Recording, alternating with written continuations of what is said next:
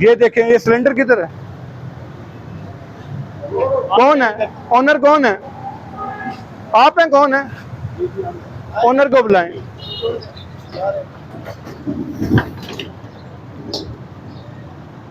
बिल्कुल अंदर जाएगा, यही रास्ता है भाई शॉप के कौन है? होटल का ओनर कौन है?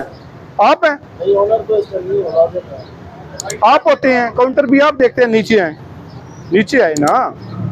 ये देखे ना, आपने अपनी दुकान छोड़ के बाहर ये आप इतना खतरनाक सिलेंडर रखा हुआ था। ये खुदा ना खास्ता कोई हादसा भी हो जाता है तो फिर इसका कौन जिम्मेदार होगा? सोचे ना, जो भी आपने काम करना है। माशाल्लाह कितनी बड़ी दुकान है, 25-30 फीट जो है लंबी है। ये इसको आपने अंदर सेट करना है।